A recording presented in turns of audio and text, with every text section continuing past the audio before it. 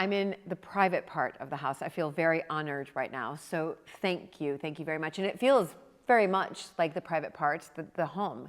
And it is a bit of a contrast from sort of coming from the long gallery, if you like, into here. But this was the entire house. Burton Constable was your home when you were growing up. Is that right?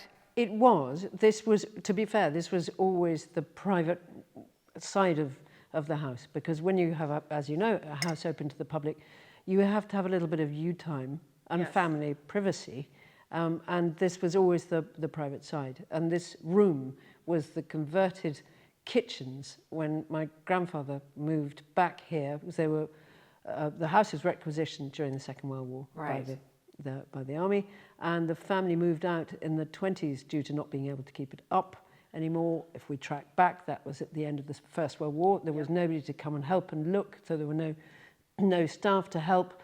Nobody was around. The country lost about a third of its menfolk to help it with building and gardening and so on, and there were very few of the in-service staff. Right. So the family moved out to a smaller house for about 25, 30 years. And then back in the 50s, my grandfather moved back in and converted this wing for himself and his wife and my father's parents. And this was the kitchens. Oh my and goodness. They redacted everything in it, the huge open spits, and huge open sort of fires that were on this wall, and the big ovens that were on that wall, and the meat hanging. Well, you can see where the oven, is that right? That's the old hearth right there. Fantastic. And they decided that they were going to keep this as a two-floor single room, because it just didn't lend itself to being to conversion to 2 floors.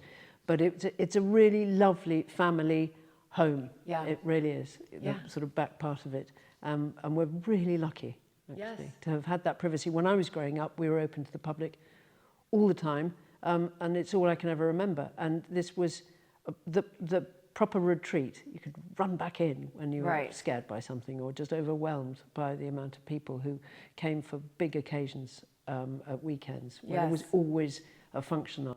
Right, always. There were always people here milling about. And that, of course, was caused by, after the Second World War, many of these homes, as you just mentioned, Burton Constable, same situation, was requisitioned.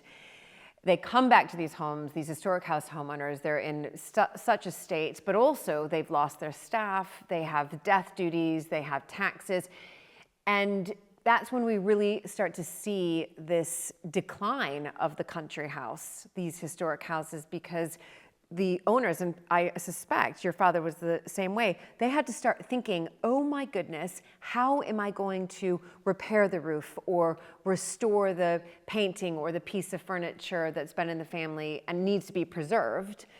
These historic house homeowners started to open up their house to the public. And is that what your father he felt he had to do? Very much so. He inherited here in 1963 when my grandfather died. And my grandfather had come from a sort of the typical Edwardian born, been through many wars, thought about nothing else. Everything else was trivial compared to the life and death existence that they'd lived. And when the family moved back, I mean, Burton Constable had been neglected effectively, much loved but neglected through not being able to afford to do anything with it. And also, as you say, there was no workforce, nobody was around. Death duties, double death duties in some cases, had been neglected for about 50 years. And it had really deteriorated. So in 1963, when my father inherited, and my mother and he had been married about 6 months, oh my goodness. They tried to offer it to the National Trust, couldn't afford to take it on. It wasn't viable, as you'd call it, I suppose. Right. So they couldn't give it away. They really couldn't. And that's when they thought, that's it, we're going to have to start to be creative. So they went to see Bewley, Edward Montagu, all of the houses that are just newly opened with great ideas. Do we want to have a zoo? Do we want to have a historic car collection? Do we want to have, what do we want to have? We're an hour east of everywhere. And where can we glean our interest?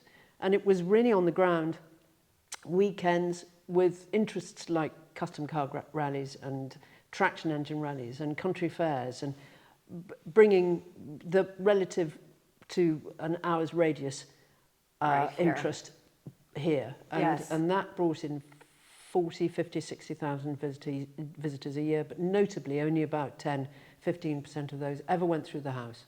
And my parents recognised that it wasn't the house that was attracting them, but it was they that needed to be attracted in order to keep the house going and to begin the programme of restoration.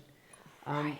And that brought a big government grant to restore the roof. And that's really where the tipping point came in the 70s, where it became potentially viable. Right. And they said, right, we are going to do this thing. And they worked for 30 years. Hardly took a holiday. Oh my. Didn't really look up, I think, Right. until my mother died in 1989. And then my father couldn't really cope because he'd run out of steam, ideas. Well, and he lost his sort of lifelong partner, and it sounds like they were much a team, very much a team, doing this together. They were, and they'd opened up to functions and Yes. weddings and you know. Started a band, didn't they? They started a band in the 60s called the Hullabaloos, and they took that to America. They tried everything, literally everything. And you're absolutely right. I mean, they had a design unit. They used to produce tabards and posters and goodness knows what. It was so much fun growing up because Yeah. you know, It was Marcia always an lived here. adventure. She was a designer, and she used to do her own prints and printing and designing and it was a vibrant, Right. zinging place. Yes. It was constantly something was happening here. Yeah, creatively, yeah, all the time. It was so much fun. I mean, living on your nerves. Yes, And yes. health and safety back in the day wasn't a thing. No. So, Yeah, so we had a lot more sort of free range. yeah, dangling off things. Yes. So growing up here, it sounds like it was a lot of fun, but yet for your parents, they really put their heart and soul into Burton Constable and did everything. And so many families, you know, ours included, tried to do exactly what Edward Montagu, our cousin at Bewley, did. He was one of the first. And I know you mentioned the zoo, and if you look, that's Longleat. They were one of the first. They did their safari park, and you've got Woburn Abbey, and Nebworth. They started to open up because it was their hand, in one sense, was forced. If you're going to try to keep the house in the family, because it's been in the family for nearly 700 years, which is, in your case, I think about roughly that number, if I'm correct on that. But because you don't want to be that generation that has to say goodbye and it becomes a hotel or it becomes a school, which is what so many of these houses became. Hinchingbrook is a school. You know, my husband's grandfather did try many, many ways, open to the public, same thing, to try to somehow say, oh, I'll do what I can to preserve this part of England's heritage, but many homes weren't able to survive. But Burton Constable is still here, you're here, yet there's wonderful access to the public. And, you know, I was with Philippa, and so knowledgeable and fantastic to hear about the history of the family. And so how did that sort of partnership work between what happened then? Your mother died 89. Yeah, she died in 1989, and my father, by then, she and he knew that what they'd done was no longer sustainable because it just was, costs were rising, Yes. and they just couldn't keep up, and they couldn't catch a breath, if you like. So prior to which, this was not sustainable anyway in its own right, and the estate that my father inherited was very diminished by death duties, and then over the years he was able to bring in funds from the estate, but not in a very productive way, in the Right. sense that, you know, you'd have to sell a property here, sell some land there, Yes. and it became redacted, and he always worried that it would become like the Irish question, where the estates were reduced to the house, and then the house went, and then Yes. there's nothing. So I think sustainable is a word that's often cheapened for the use of it, because it covers so many things, but economically it was not doable to Right. continue. And so my father said, we must keep the collections at Burton Constable, because that which remains here does so simply because nobody's sold it. They might have had the odd the odd sort of garage sale, if you like. Yes, yes. Of bits and pieces of broken furniture. But that was it. Mostly, the house is a collection of historic amalgamations of families. Yes. And that is fascinating in its own right, and everything that Philippa talks about is lots of generations of constables, but also whom they married, bringing in various different elements of those families. And so there's a proper story, a family genealogy story, Yes, yes. which is evidenced by all the collections. So Dad always said, I do not want to sell the collections. This is the one thing that is telling the story, because in the artifacts So themselves. important. Yeah, and it's a cornucopia of different generations and different stories.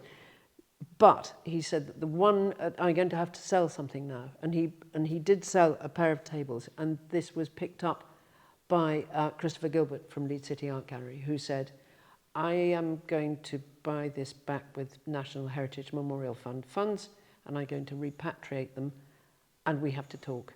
Right. And that's how my father's relationship with the National Heritage Memorial Fund, which business it was a memorial fund, as you probably know, to commemorate the fallen from the Great and the Second World War. And that was very, very appropriate, they felt, to look at Burton Constable and consider it to be viable. That was a key point. Of course. So all the work that Mum and Dad had done had brought it to that point. And then to keep the family in it, because they felt that that was the most important living history. Absolutely. As an educational tool. Yes. And sort of conserve the living as well as the artifact within it. And that agreement took place in 1999, and it was such a relief for my father, because he knew then that things were not going to be 1992. Sorry, did I say 1999? Right. So 1989, Mum, Dad. 1992 was when you're quite right, because then it wasn't going to be a burden, what he considered to be an unachievable goal for Jack, who was by then 2. But he'd already But he saw the potential.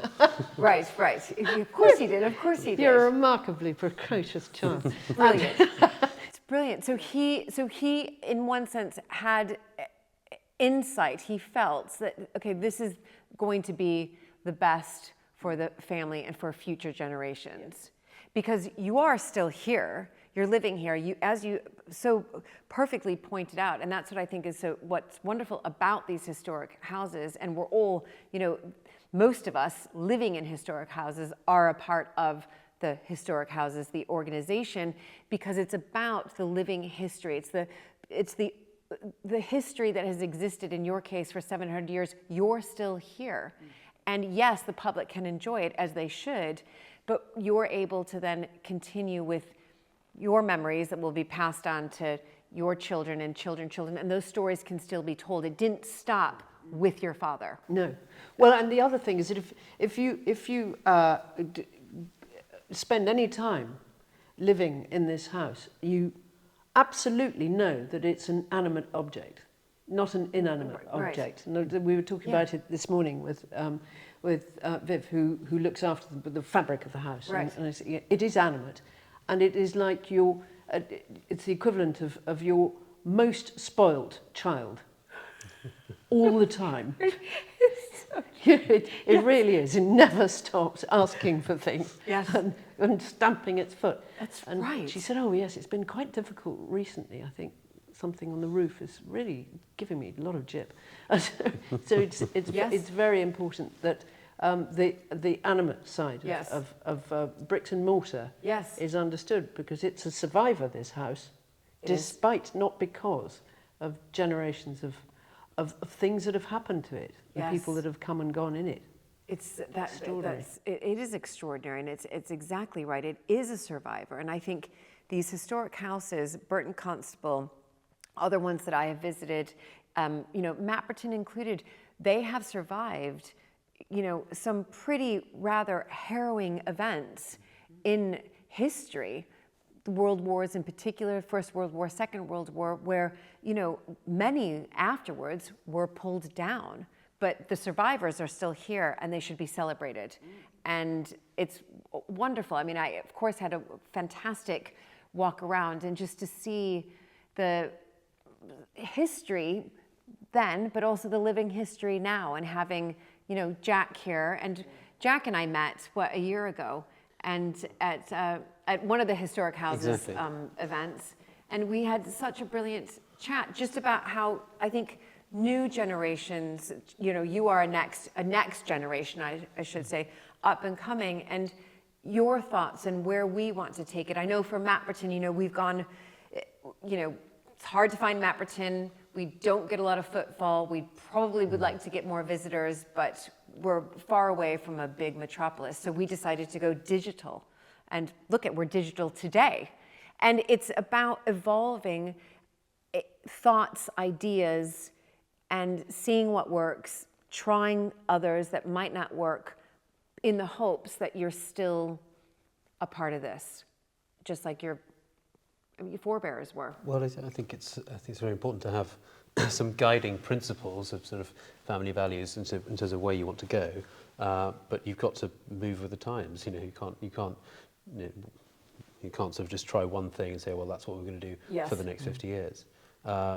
It's been very interesting for me, as Mum said, you know, Grandpa was always thinking about a few generations in the future, and I've grown up knowing I've been sort of tied into this place since day one, and it's been really interesting seeing Mum and Grandpa through the 1990s and 2000s, because they were obviously the family trustees, keeping a hand on the tiller, you know, for the first 20 years of the foundation's existence. And then I think the Dad took over from Grandpa in the sort of late noughties.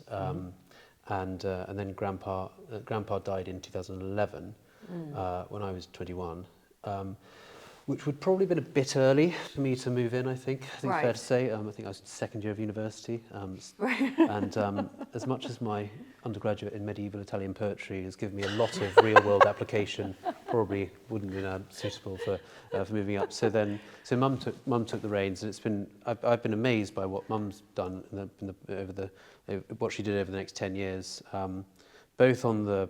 I mean, it's coming because we grew up in Northumberland, so Mum was like a sort of human yo-yo going from Northumberland to Yorkshire and back. Incredible. And spent the best part of 5 or 6 years unpacking quite a lot of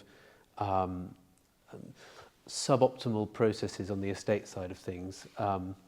I won't say corruption, no.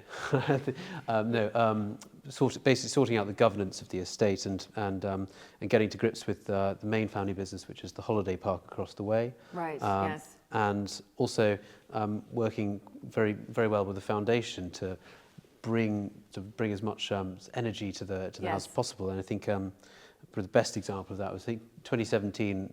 You know, Mum spotted that there was the year of culture, you know, at a time to bring people here.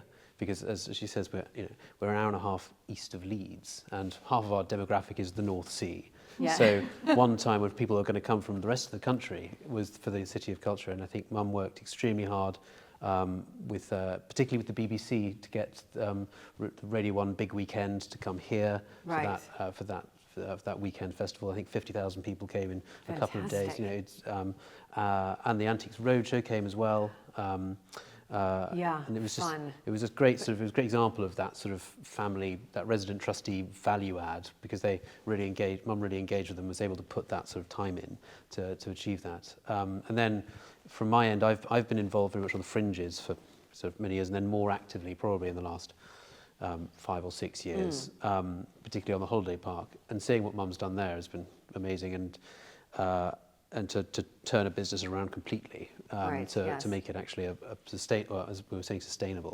sustainable business. So it's really been fascinating to have these two very inspiring forebears, you know, in my lifetime to look up to. And now we're in a really fun park, because we're now in the fun park, because I moved up in September last year. So I've been in position, I suppose, for what, 6-8 months. Yes. Not very long. Not very long, no. Such a quick learner. It's unbelievable. Well, that's very kind of you to say, but Mum comes down sort of once a week to give me a guiding hand for the stuff that I don't know, which is quite a lot. Right.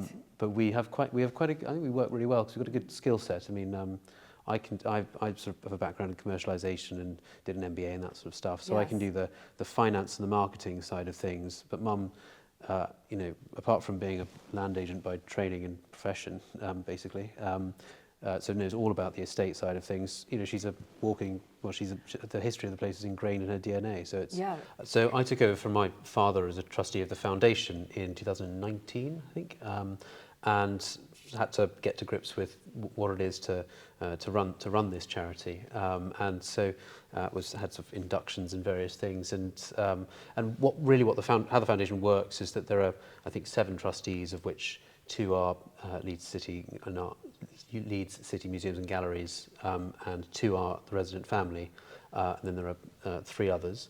At least that's what's been so far. And the role of the foundation trustees is to set the strategy for how the foundation works on you know, in the long term. And we have a director who executes on that strategy and manages the team of people that look after the house, and really achieve the purpose of the foundation, which is to preserve and conserve the contents of Burton Constable and the parkland and I think understanding how our responsibilities as a family to add value to the foundation, both as trustees, you know, leveraging our different skill sets. You know, I'm more on the, I suppose, commercialization side of things, and Mum's very much handles the estate management side of the foundation extremely well, and I think you're chair of the curatorial committee as well, after because you've been a trustee for that's lovely. 30 years or so. So that's really how we fit in. We are trustees, sort of as maybe sort of keeping a hand on the tiller, I suppose. Yes. With and the amazing team, you know, that's headed up by Susan, the director, does the day-to-day operations of the house. But we will help more on the strategic initiatives and long-termism, and generally offering advice according to our individual skill sets. Yes, fantastic. And it sounds as if, I mean, well, I can see it. It's really working, because walking in here, you know, here, seeing the private side, and of course chatting with both of you, but also how beautifully, walking around with Philippa, it's all executed beautifully. I mean, it was a wonderful experience for me as a visitor, I have to say. So the visitor experience is top notch. Excellent. Note that down. Yeah, the flow is good. It's Yes, exactly. Yes. But do you know that you have this reputation in the historic house world, because when I came to film here, you know, Luke said, you know, that Burton Constable, what has happened in the past and how it's been able to survive is all the other historic houses uses Burton Constable as sort of puts it up on a pedestal as a place that we have seen, we know the stories, that has been able to, as you said, survive. And it gives, I think, other historic house homeowners like myself and my husband sort of hope and inspiration to, well, I hate to use this, but I'm going to say it, to keep calm and carry on, but to work hard to preserve this part of England's heritage for future generations. And I think that's incredibly important, so that even the viewer and somebody's watching this now, is that they understand that this is a lot of hard work. This is, you know, the day of the sort of upstairs, downstairs, Downton Abbey age is completely over. And this can be exhausting and tiresome and burdensome, but it is a home, but it's also a business, but we're much more attached to it because of the 700-year history, or and that makes it worth it. You're right. It's interesting you should say that the days of upstairs, downstairs are over, because they should be, in many, many ways. But what is the disadvantage of that is that it was, we were talking about earlier, the historic house was an ecosystem that provided not just for its owners, but also for quite a wide area around it, be it employment, housing, sometimes benefaction, education, that sort of thing. So when you had a really very interdependent relationship, it worked very well. It's very sort of synergistic. Yes, yes. That was a silly thing to say, but that's what we really have to try to adapt to reinvigorate. And a lot of historic houses are doing that now. And once we get our feet on the ground, Jack is in exactly the right place to do it, because you have got a wonderful skill set that is now much more matched to what is required from here on in. And it's really important to recognise that, as you say, things don't stay put, they evolve, and they need to. And what you're doing now digitally is exactly what's required, and it's what you're starting to do for the family business. And it's terribly important for the next generation to just segue in really quickly, but also very enthusiastically, because the lesson from Burton Constable or any of the other historic houses that have made it through the sort of night of hell, relatively, is never give up. And you're much better placed if you're in occupation and you're indentured. That's right. To be able to see the point of why you're doing this, and what will come if you really want it to happen. Yeah. So well done you at Mapton. It's fantastic what you're doing. I just feel that, I'm passionate about it, as equally the two of you are as well. And I think that when you have that passion and you have that drive, and I think a little bit of fire inside of you as well, that you end up to a point that it is, you look at the outside of these houses, you look at the inside of these houses, and you have to make a decision. Am I going to give it my all, or am I just going to sort of, occasionally just let it sit, do its thing, and when it needs to be done, something needs to be done. And I think some people are in two minds about that. I'll just sort of let it carry on and function as it is, and great.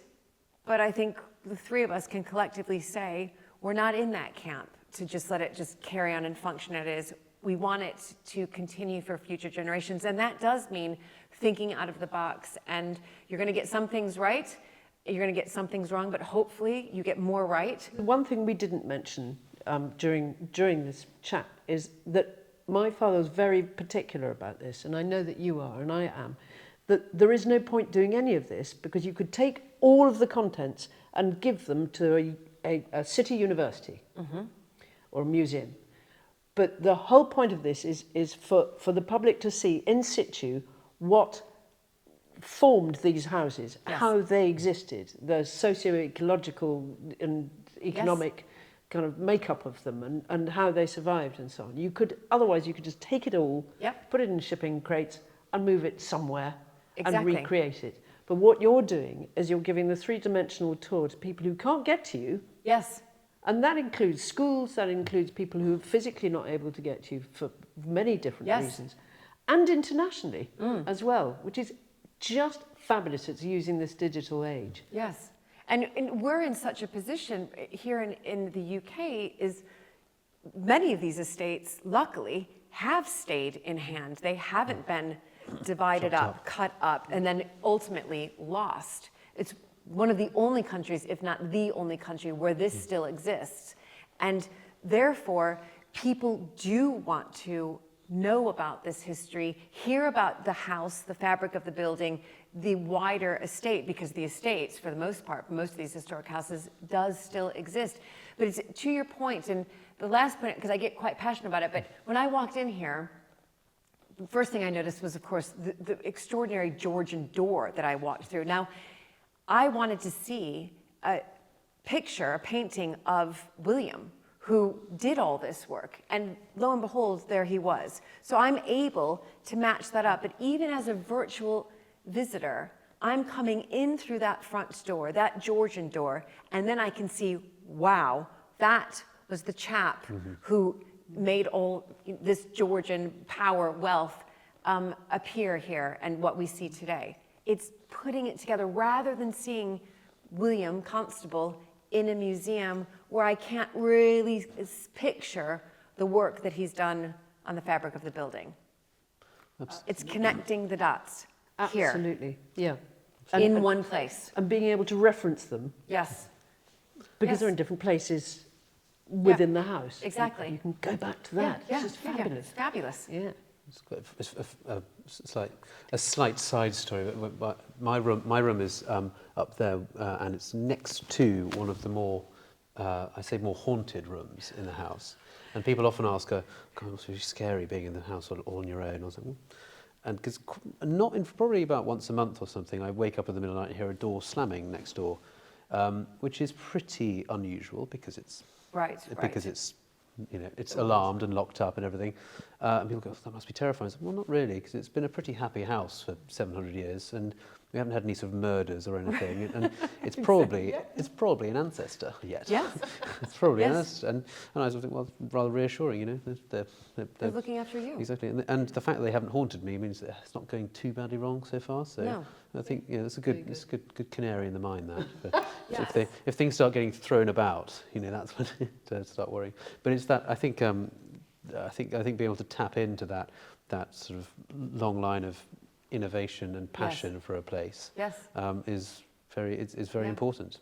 As someone who lives here and wants to look forward to the next generations, but also for the perspective of marketing the house to the public, you have to have a story and a narrative. And I think that it's this rather mad family that's lived here for so long is the only thing that makes sense, really. Yeah, it's wonderful. Well, thank you both so much for your time. But I just want to say, here's to the future for you, Jack, and now that you've taken on the reins, you've only been here 6 to 8 months, but I'd say more of a joint venture at the minute. But that's right. But Yeah. it's the both of you together, and I loved that when you said that you've got this sort of free expert advice. It's wonderful, and it's taking what your mother has given you, shown you, and using that, and then moving it forward. So here's to the future of Burton Constable. It's in good hands with the two of you, that's for sure, at its reins. Thank you Thank you very much. Thank